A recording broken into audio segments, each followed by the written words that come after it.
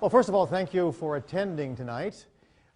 This is going to be a slightly different approach. This is going to be a more open type of lecture. And what I would like to do is to begin with what the future will be. And this is what this particular presentation will be like. So this is the human brain, as you probably have seen on many occasions. But in actual fact, that's not the real human brain. The human brain is alive. And if you measured it, this is what it would look like. Those flashing patterns you see there are the actual activity of a real brain. We've taken an EEG, quantified it, and we can actually see the activity taking place over the left and right hemispheres. The yellow and the red that you see is effectively what's going on as the person is sitting quietly. There's microstates going on here, being recreated every 20 milliseconds, 50 times a second. There are about 4 basic microstatic patterns, which are the building blocks to consciousness, just like sets of DNA or base pairs are the information for the last 3 billion years of genetics. Person's quiet. So the question is, suppose you have had access to information within every other person's brain and they had access to yours. What would happen? Has it happened? Can it happen? And what would it mean for the future of human societies? No more secrets. And tonight, that's exactly what we're talking about. Suppose you had access to the information of every other brain on this planet. No more secrets. Are we all connected? And the answer is yes. We are all immersed in the Earth's magnetic field. The human species is about 7 billion conductive brains, all sharing this field. Think of 7 billion wires, all immersed in the Earth's magnetic field. This field contains enough energy to store the experience of every human being who has ever lived. It's an easy calculation. Just think about that. All the information of every human brain that's ever lived has the potential to be stored in the Earth's magnetic field with lots of energy left over. There's the Earth's magnetic field. You've seen it on many occasions. In fact, the strength of the magnetic field induced in every brain, right now you're being induced, to put it this way, you are immersed in the Earth's magnetic field as penetrating through your brain, through your body. And in fact, the strength of the magnetic field induced in every brain by the Earth's magnetic field, when all brains are considered, is almost identical to the strength that each brain generates. Your brain generates in the order of about a picotesla, which is about a trillionth of a Tesla, much weaker than the Earth's magnetic field. But that's the operational intensity. But what does it mean? It means simply this: such convergence produces the conditions that allow global resonance and the possibility of a human hologram. That is, 7 billion brains, basically immersed in the Earth's magnetic field, all with similar intensities, the whole equal the sum, and the sum equal the individual equal the sum. That sets up the conditions for a hologram. Calculations suggest that the time required for an event in one human brain to diffuse into all other human brains on this planet would be about 10 minutes. And it would recur primarily during dreams or during altered states. In other words, you can actually calculate it. 7 billion brains is an easy calculation. One brain, something you're thinking about right now, how long would it take if we're all connected to diffuse to every other human brain on this planet? About 10 minutes, and optimally during dreaming, when the right hemisphere is dominant. So here's how it would look in terms of an animation. Effectively, there's the representation of the 7 billion brains, almost 7 billion. And ultimately, this connection would take place over time in roughly about 10 to 15 minutes, particularly if you're dreaming, because there's something very different about the right side of the brain, the right hemisphere. Now, has there been evidence that such connections occur? Yes, for decades, verified cases indicate that some people's sudden experiences about a crisis to or death of a loved one occurs on days when geomagnetic activity is quietest. The experiences usually occur during a dream state. Let me give you an example. On the evening of the 5th January, I was visiting, this is from a middle-aged woman. This is one of many cases. These kinds of cases have been recorded certainly since the 1870s. Massive booklets containing this information. On the evening of the 5th of January, I was visiting in my kitchen with some friends. Suddenly, I felt my face flush and I felt ill. In a matter of minutes, I was out cold. My friends carried me to the living room and placed a cold cloth on my head. They said I opened my eyes and stared for 15 minutes. When I came to, it was exactly 10:30 p.m. That night I was ill and vomited several times. I kept crying and thinking about my sister. Every time I thought about our mother, I felt depressed. The next morning at 7 a.m., my mother called. She was crying and extremely upset. She told me that my sister, who lived 200 miles away, had died suddenly the night before at exactly 10:30 p.m. Now, that's a classic one. Now, when does it take place? Well, usually it takes place when the geomagnetic activity is less intense. This is an example of a geomagnetic pattern recorded right here in our laboratory at Laurentian University. You can see the perturbations. This is a very active kind of night, a geomagnetically active kind of period. You're looking at various components here. On the other hand, on quiet nights, which is the next one, you can see the difference. In other words, when it's quiet, when it's geomagnetically quiet, the connections between all 7 billion brains have greater possibility. When there's more perturbation, it's like having more noise in the system. Very weak effects, but very strong and emotionally significant impact. Classic example comes from an experimental study. Remember, the most important philosophy that human beings have ever developed has been science and the methodology of science. The most powerful and potent tool has been the experiment. This is an experimental kind of study in where individuals who are dreaming in one room and simply engaging in ordinary dreaming in another room, a person is looking at a picture, a target, a picture. And what we find, and this is the work done at the Maimonides Dream Hospital, or dream studies, what we found is that when individuals are dreaming and someone in another room is looking at a picture, under certain nights, when you look at the dream content, is exactly what the picture was, the other person was looking at. And it's so obvious that not only does the dreamer know, but if you gave the description of the dream and a series of different pictures and said, pair the dream content with all of these pictures, they'll pick the exact picture that was being concentrated upon. Notice that the black circles indicate that when the geomagnetic activity was quiet, very, very quiet, that's when the dream content of the dreamer corresponded with the details of the picture upon which the other person was concentrating. Well, think about that. Every time you sleep near someone, are they influencing your dreams? Or at a distance, for that matter. But those are correlational studies or experimental studies. Here's a more important question. Why don't these experiences occur more frequently? Or is your brain more like a television remote that is randomly changing channels and ever so often overlaps with the source? What would happen if a procedure was developed that allowed direct access to whole information, to all of it? All right? Suppose there was a technology, and that's what we're talking about tonight. Can the ability to access information at a distance be trained? And the answer is yes, it is, and we've trained it. One such person is Ingo Swann, who helped develop the phenomenon of remote viewing. Ingo Swann is the individual, and this is Ingo. Ingo Swann was involved with the development of this remote viewing for the Central Intelligence Agency for the United States many years ago. The idea is, can you access information at a distance? As opposed to saying it can't happen, suppose we say it does happen. You realize, let me ask you this. If I told you 200 years ago that I had a device that I could put to your ear and you could hear what was going on the other side of the Atlantic, you would say that's crazy. But now we call it a telephone. Right?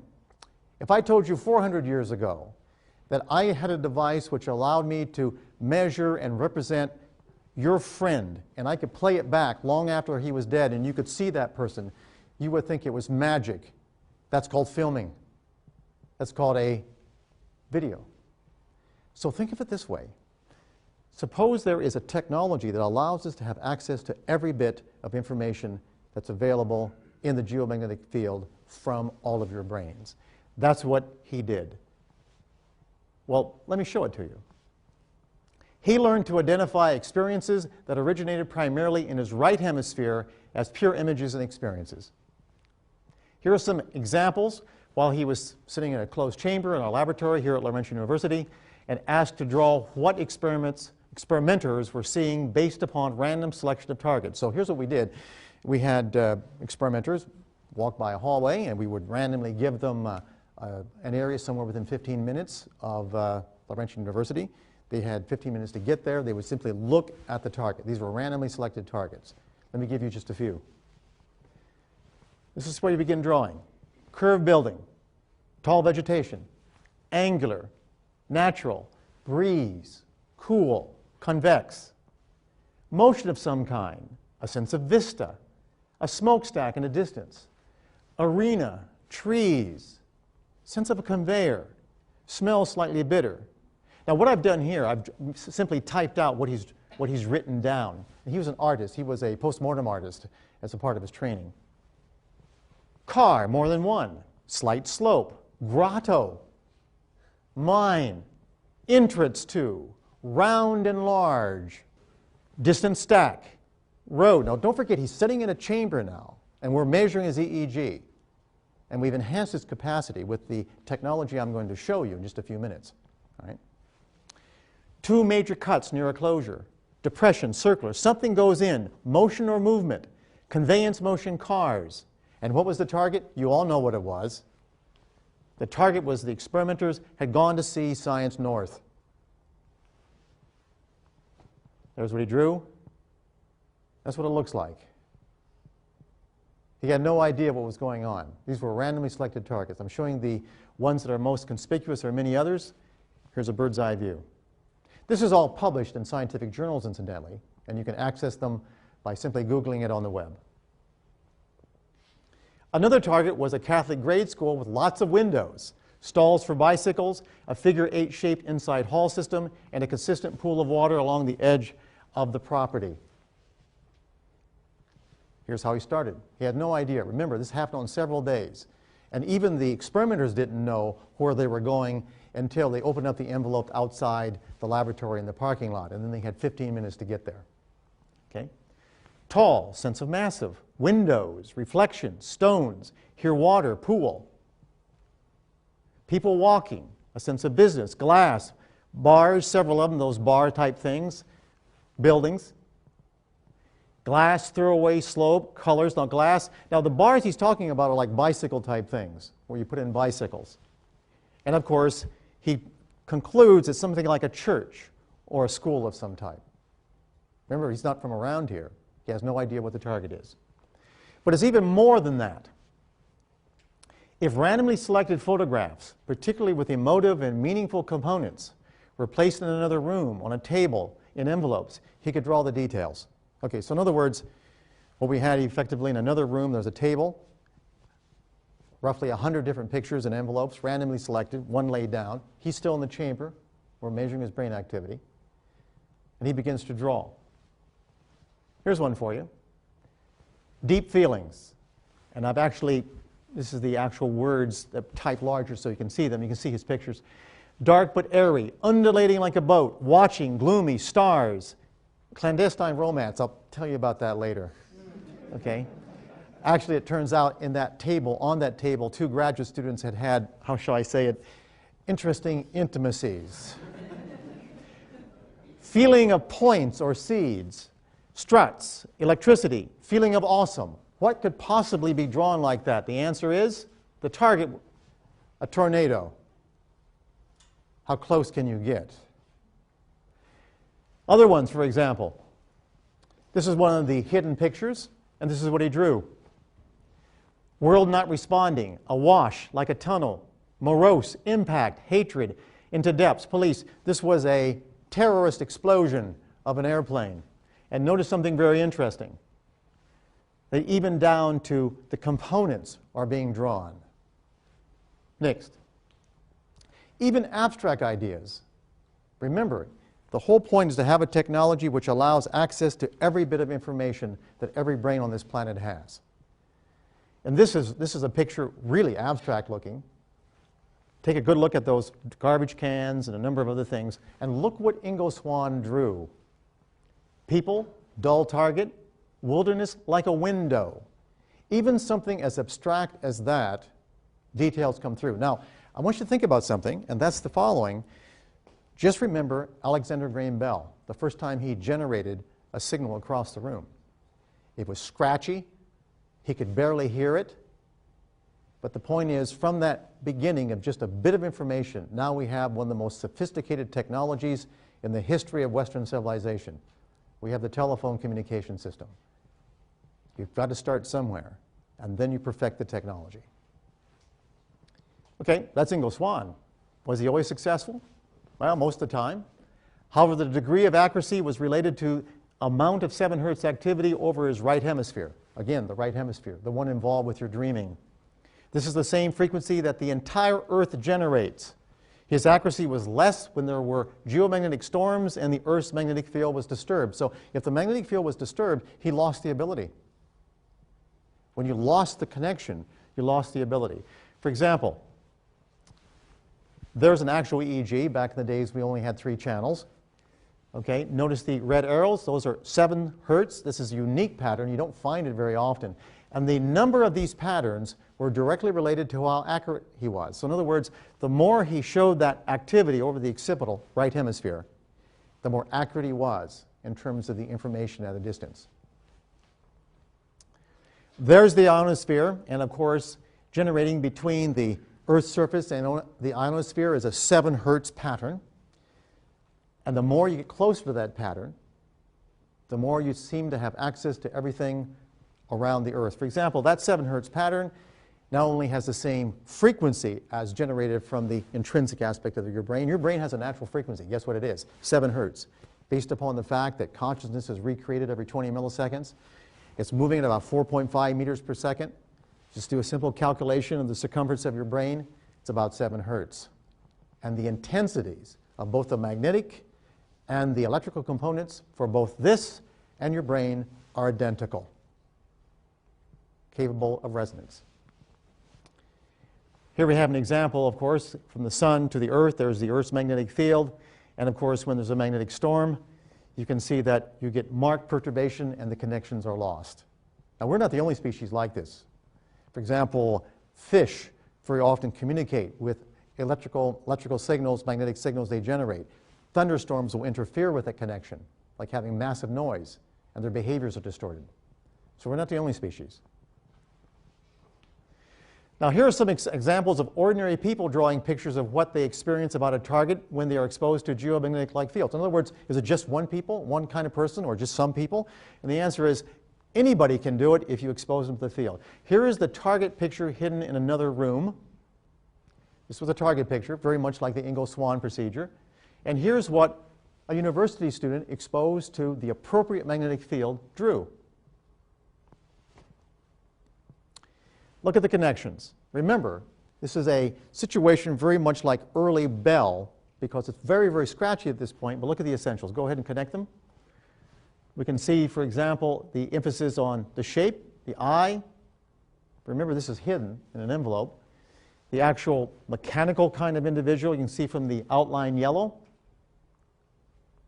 And of course, there's always something called analytical overlay. Don't forget, this is right hemispheric. So this is all emotive and visual patterns, and it has to be translated to language. In the process of translating to language, very often you put your own verbal, how should I say it, overlay, your own baggage, your own verbal baggage on it, and can distort the signal, just like noise. Here's another target, hidden in another room. There's the picture, hidden in an envelope, person's never seen it. This is what the person draw if it's exposed to the appropriate configuration of magnetic field. Here's the drawing. Shall we see the connection? Take a good look. Not as sophisticated as Swann, but this is a university student with only 5 exposures to the procedure. Again, there's the woman in the back. All right. This fragment here, we're blowing it up a bit more, you can see. And finally, you can see that's purple glass written there. He's written purple glass. That entire area was purple. Now, this is not just a unique thing. This occurs repeatedly. And I'll tell you exactly what the patterns are later on. The most intense phenomena were these. When another person in another room is looking at a target and the same time as the second person is sharing the same magnetic field, the accuracy becomes greater. So in other words, if you have one person here, you generate a condition that produces the same kind of magnetic field that influences the brain at the consciousness recreation pattern, what you'll find, if whatever that person's looking at, the other person can actually draw accurately. Well, let me show you. Can the average person access distant information? At Laurentian University, we developed a technology by producing a device whereby the same complex magnetic fields are shared by two people separated at a distance. When that happens, the two brains become one. Okay? So here we have the actual technology. You can see one chamber. That's what we call the octopus. It's basically 8 solenoids that produce a accelerating configuration, a second derivative magnetic field. There's what it looks like. There's the person in one room. All right, with the octopus, there's a person in the other. Here's some examples. The actual target picture that one person is looking at is on the right hand. You've seen that as the bridge down here in Sudbury. What they're drawn, what the other person's drawing, sitting in a separate room, and you can see the actual drawing, and you can actually see the letters or the words up there, and we've amplified them for you. Motion, bright long, vertical lines, wormhole, crowd, flower, explosion, passing stuff moving through. The essential aspects of that hidden target have been extracted and now are being shared by the two different people who share the same magnetic field. Their brains, both those brains are now effectively one. But the effect extends experience. If both people separated by distance share the same configuration of magnetic field, a light flash, just a light flash, to one person affects the brain activity of the other sitting in the dark in another room. So what we've found is that we can connect it to actual light. All right? The photon emission energy from the brain while a person is sitting in the dark is about 10,000 times less than the stars on a cloudy night, but we can measure it with photomultiplier tubes. However, it's 100 times more intense than the energy from the cosmic rays that pervade the universe. Now, I know you're thinking that this is really, really weak, but let me do an experiment real quick. Okay? Effectively, you're listening to me right now, and the sounds you're hearing are in the order of about a millipascal in terms of pressure. That's what you're listening. About 40 to 50 decibels, a millipascal. And presumably you're listening to me. Right now, above you, there's over 100 kilopascals of pressure. 1 billion times more pressure on your body right now than the pressure associated with me talking with you and you listening. Can you hear the atmosphere? It's 1 billion times more. Of course you can't. It's not the intensity. It's the pattern. The pattern is the critical thing. So never underestimate the importance of the pattern. It's not the intensity. And furthermore, if we take something like this, like one of these nice little cinnamon, and I drop it just like that. I dropped it this way. That's about a microjoule of energy. Now, for you to see a light in the dark, that only takes about 10 to the minus 17th joules. That's a decimal point followed by 16 zeros and a 1, which means this is a microjoule, which means that energy from dropping that right now would be enough to light up every eye of every human being on this planet. The critical thing is the energy and the pattern that detects it. Never think bigness is important. So, here's what happens. If, for example, we have one person in one room having a flashing light, another person in another room completely in the dark, and they only share the magnetic field, a special kind of configurational magnetic field that produces a synthetic consciousness, making both brains the same. When there is no flash in the other room, this person has theirs on the left. That's what's coming off the side of their head. If the person in the other room is seeing a flashing light, an ordinary, dull, flashing light, the person sitting in the dark, their brain also generates light because they're connected, even at a distance. Is there evidence of information transfer? We are now measuring photon emission from the human brain. That's how we think it's working. And you can see, if we take you, for example, and we ask you to sit down inside of a quiet room, and on the left hemisphere, the left side of the brain, right hemisphere, right side of the brain, notice that when a person is simply relaxing and just thinking about casual thoughts, for example, like something easy and refreshing, like how many hours I'm going to study tonight. On the other hand, if on the focus you say, okay, now I want you to think of white light. Just think of white light. Right? That's all you have to do. Notice the left hemisphere doesn't do anything. The right hemisphere, if you're relaxing, doesn't differ. The vertical axis is the amount of energy, and I can tell you what it is about 10 to the minus 11 watts per meter squared. All right. You can't see it. You need a machine, a photomultiplier tube to see it. But notice on the right hemisphere, when you ask a person to just think of white light, notice that under focus on the right hemisphere, there's almost a doubling of output. That's right. And now we know in neuroscience that it's very likely, Bocon and other people have actually shown this, that there's light emission from retina, that when you're actually thinking about white light, there's just not action potentials and neurons firing, there's actually photons being emitted within your brain, right? Actual photons, and we can measure them. The minute you have photons, you have access to almost everything, right? Now, when there are photons involved, the phenomenon of entanglement becomes real. This means that what happens to one person is reflected in another regardless of space or time. Here's a animation of what we're talking about. That's entanglement. In other words, entanglement means that effectively, the minute you have two people connected, photons here and photons here, we really don't know right now when that photon is flashing in the other room, is it the same photon that shows up in the other person's brain instantaneously, or there's simply entanglement. But if you have entanglement, you understand what that means. That means you have information at a distance. You change something here, you change something here instantaneous. Already physicists are doing this. They call it teleportation because they're a bit more dramatic. All right. But in actual fact, they've already done it up to over 100 kilometers. Change the polarity on one, the other one changes instantaneously. That's the first stage to having information from everywhere.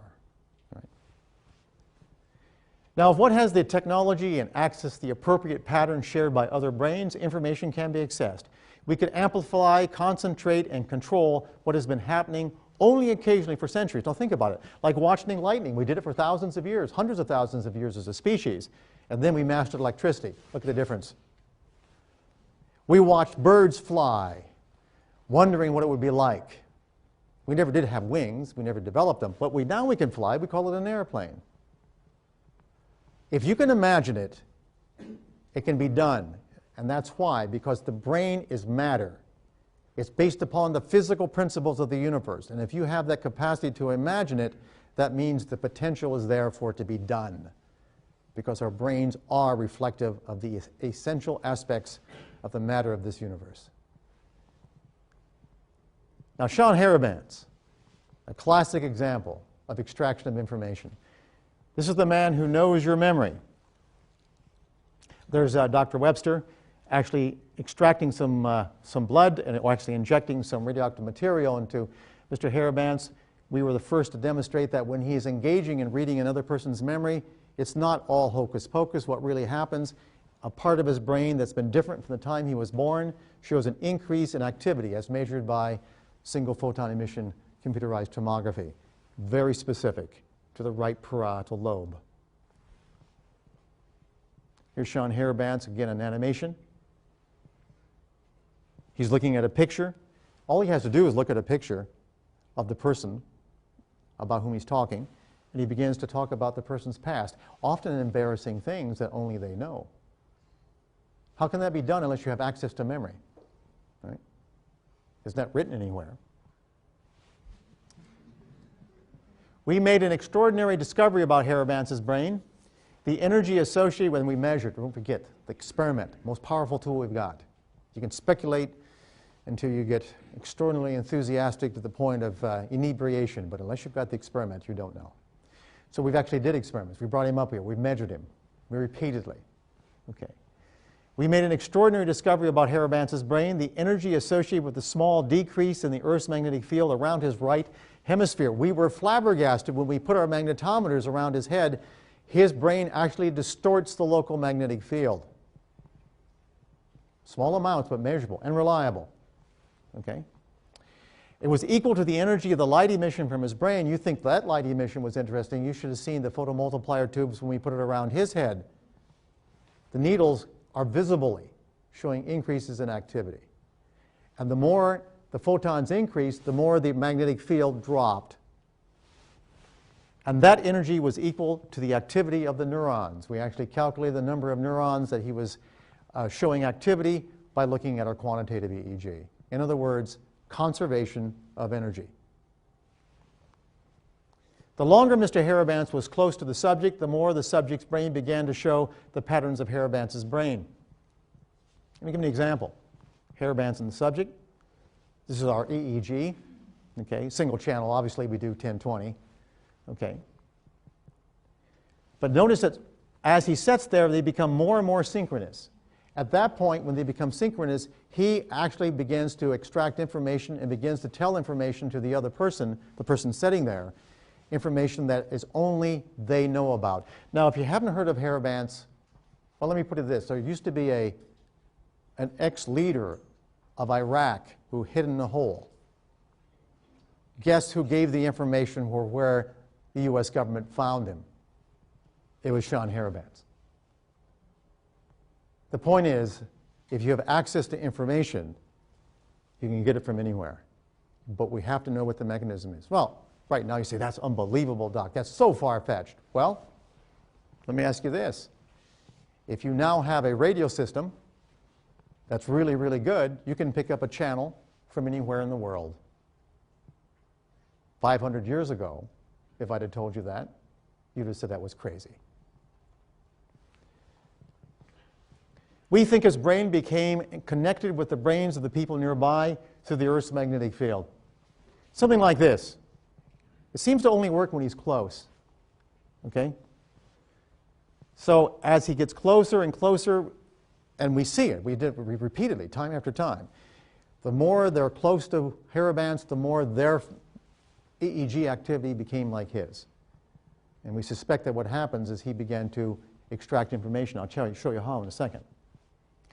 During the connection, there was enhanced brain power at 7 hertz over his right hemisphere. You can see the red arrow. That refers to specifically the 7 hertz band coming off his brain. Remember the 7 hertz, intrinsic pattern to the Earth itself, the same pattern that Swan had, and seems to be something fundamental. Now, the 7 hertz is tied to something called the hippocampus, the gateway to memory. And if you access that, you access all the information that's being consolidated in your experience. Remember, your memories are nothing more than synaptic patterns. That's all they really are. And the gateway to that is the hippocampus. Is there another homogeneous field to which all of us are exposed? All right. There are the communication systems of the web, internet, and the massive electromagnetic matrix that it creates. I'm just giving you one. There's others, you know. Let's take a good look at it. That's sort of a diagram of it. You can see that effectively right now communication systems are so pervasive that we all are immersed in this background that we call communication systems. You know, interesting thing, at one time we used to have radar sent out and reflected back in order to see things at a distance. Now the electromagnetic density of all the communication systems are so great, they generate a shadow. We don't even have to generate radar emission anymore. We're living within the shadow, quite literally, of a massive electromagnetic field generated by communication systems, which means we're immersed, all of us, in a homogeneous secondary field called the communication system, called the modern technology. And much of it is pulsed, very much within the range of the brain, the human brain. So I ask you this question. What would it mean if you and everyone else had access to the information of every other brain on this planet? I want you to think about that for a second. In fact, I'll repeat it. What would happen, or what would it mean if you and every everyone else had access to the information of every other brain on this planet, so there's 7 billion of us roughly, what would happen? First of all, knowledge is the ultimate power. And as you know, revolutions occur when about 50%, and this is historical, when about 50% of the population becomes educated, that's when you have revolutions, historically. Okay? When they become literate. That's why people are often, and dictators are often against literacy or access to free information. But what would happen? Knowledge is the ultimate power. First of all, the control of populations is based upon a few having discretionary information over the many. Call them governments sometimes, right? Or administrations. Okay. Economic advantage derives from proprietary information. If everybody had equal access and knew what the other person was thinking, do you think there'd be rich people? Think there'd be poor people?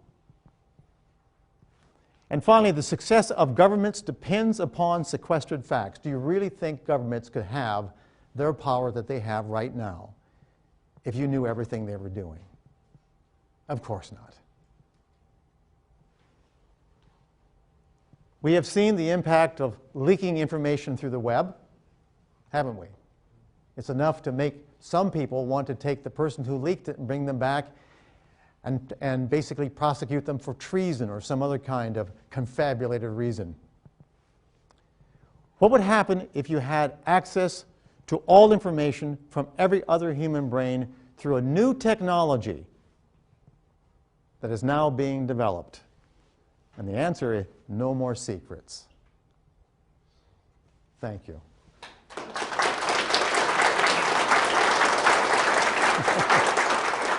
Do you think with the constant bombardment of all that information that eventually it would be a case of seeing too much and people just wouldn't care? And so you could hide the secrets in plain sight? If you have access to information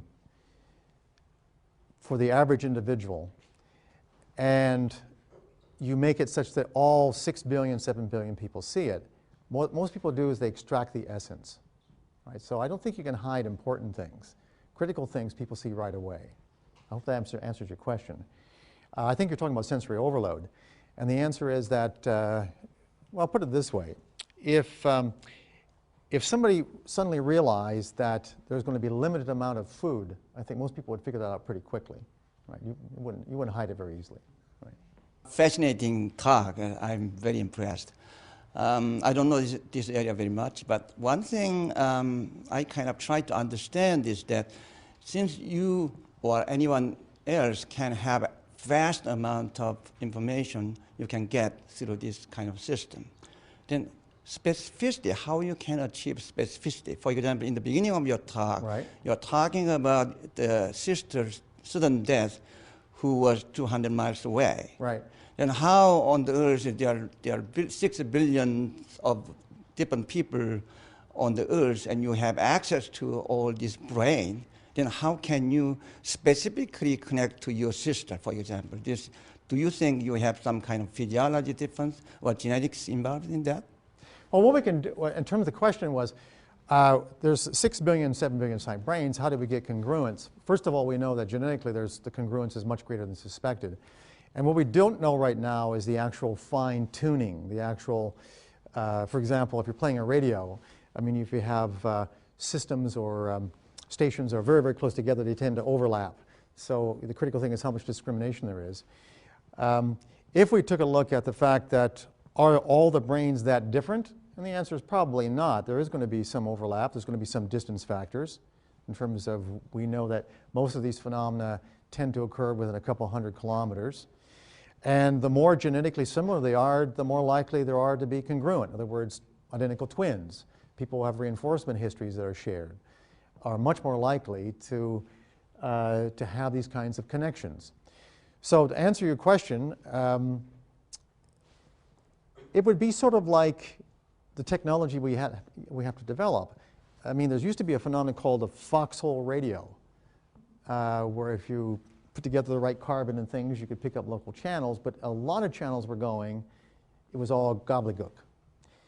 And so we got better kinds of technology, and now we can separate out these different signals. So right now, think of the brain as that simple old radio system. And with modern technology, or with more sophisticated understanding of the brain, we may actually be able to discriminate these different sources. I don't know if that answers your question, but that's how I would accommodate it. The other feature, too, is to realize that, well, right now, I have a board here. At any given time,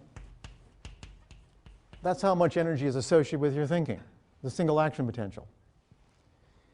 Let's assume, for the sake of argument, you look like a very intelligent person, that you've got, let's say, at least 10 billion neurons that are activated. Okay, so that would be basically 10 to the minus 10th joules.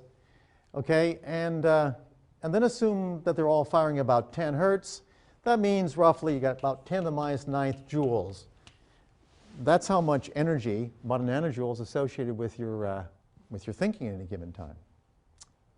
Now, in your lifetime, how long are you going to live? What do you figure? 100 years? Let's be really nice and give you a couple gigs, okay?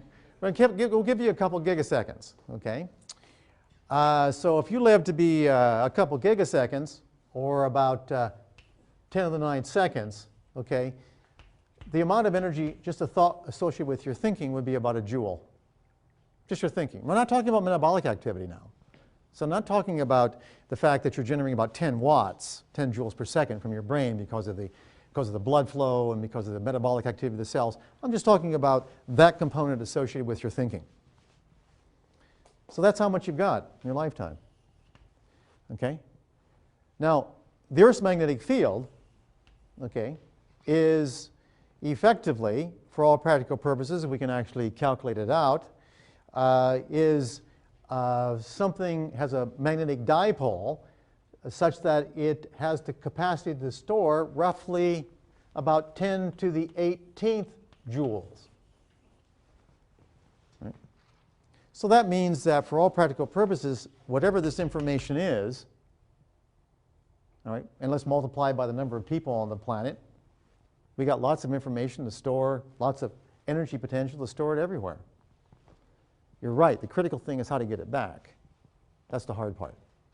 Right. So really, if we talk about the energy involved with your entire life, my life, all right, all the neuronal activity associated with memory, it's only about a joule, okay, just the electromagnetic component. And if it's represented within the energy of the whole Earth's magnetic field, as I showed you earlier, you could store every memory that ever existed. Critical thing is the access.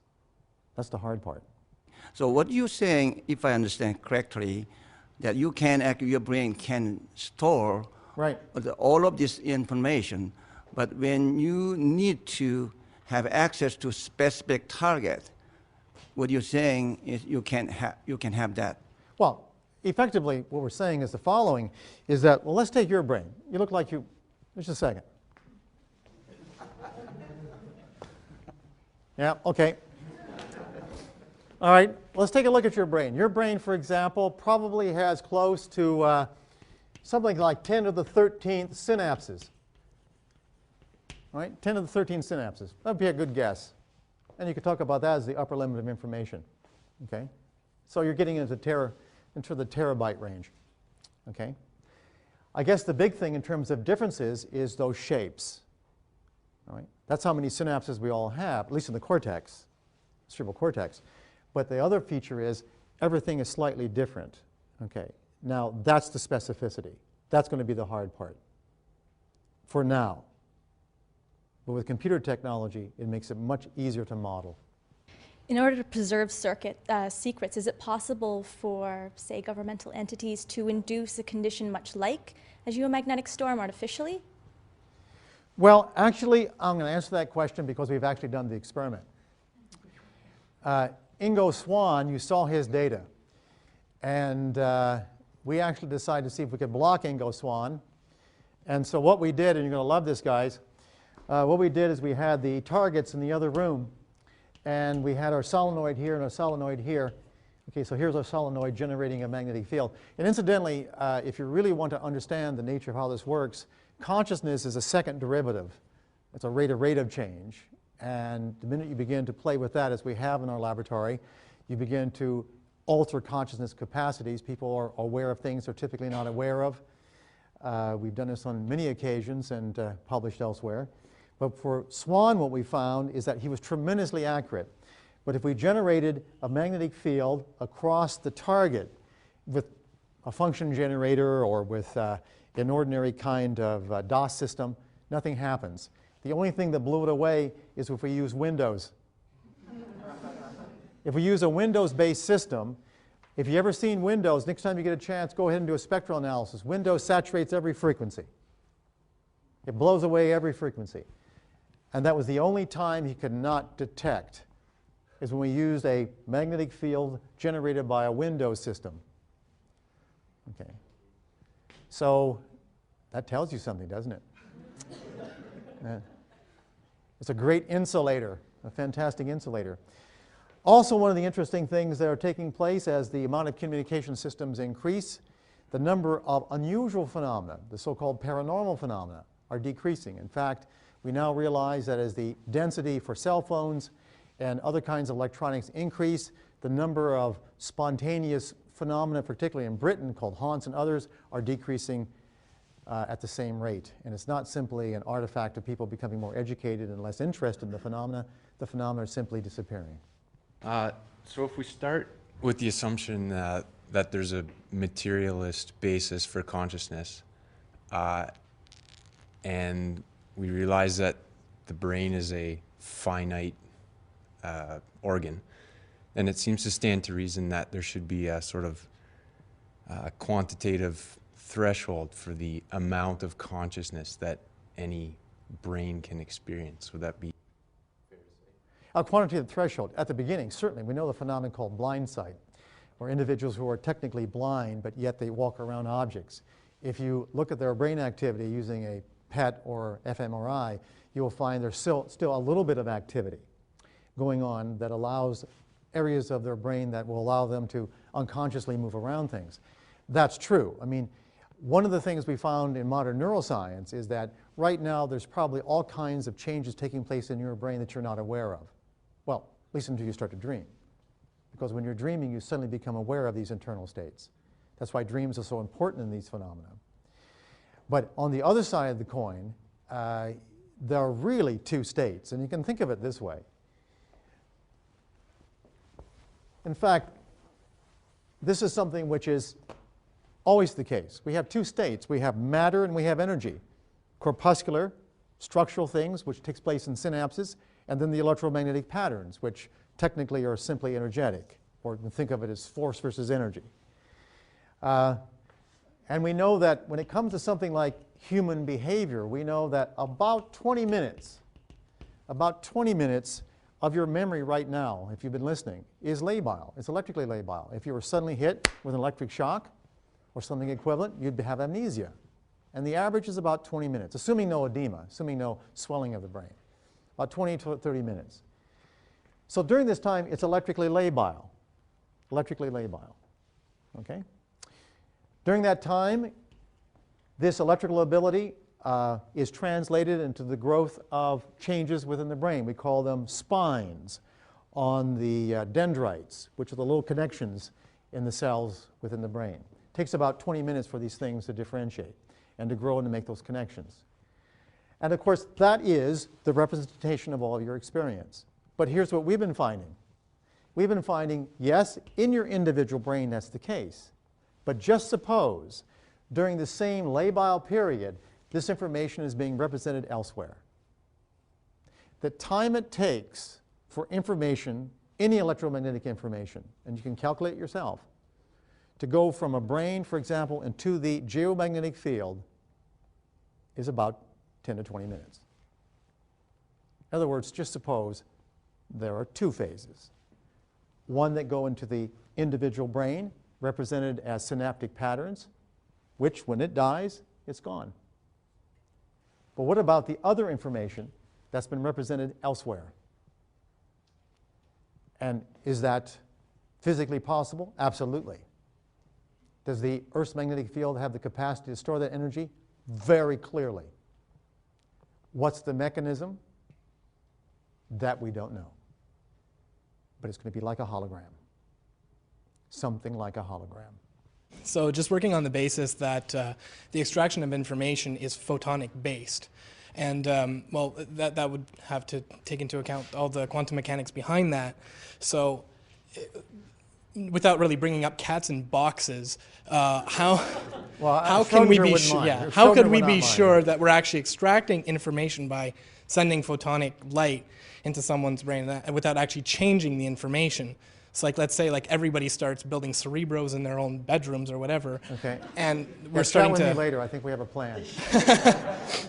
And everybody's starting to infiltrate each other's minds. Are they actually changing that other person's mind? Or are you actually just seeing the image? Because it's like chicken or the egg. Yeah, I mean, without going into this sort of lame philosophical argument that what would happen if one night everybody if all the rulers of the world were changed, would you know it if you were using a ruler to measure it? And the answer is no, you wouldn't, because you've changed the reference point. The issue is that is the approximately 7 billion brains of our species being changed all the time? We don't know it because we don't have a reference point. Interesting philosophical issue. I think the critical thing to understand is that this phenomenon is like any other phenomenon. Some people have more of it than others. It's normally distributed. And the other feature is you can learn it. All right? And the other critical factor is that everything that we've ever done as a civilization, we've borrowed from nature. We've taken lightning and we made electricity. We watched birds and now we have flight. Even something as simple as what original Alexander Bell did. I mean, in terms of the small changes that produce the little scratchy sounds that now we use to generate music and all kinds of things. The phenomena are already there. The critical thing now is the engineering and isolating the technology that will allow us. I want you to just think for a moment, what would it be like if every experience you've ever had, and even the ones you forgot, everybody else had access to? Another thing is that while you were doing your experiments with swan and hairbands, were the participants or the people that were being read, did they feel something back as though, like could they feel that there was someone inside their brain? No, they did not. Anyway, most people didn't. Right. Just like the radio doesn't feel it's picking up the channel, okay?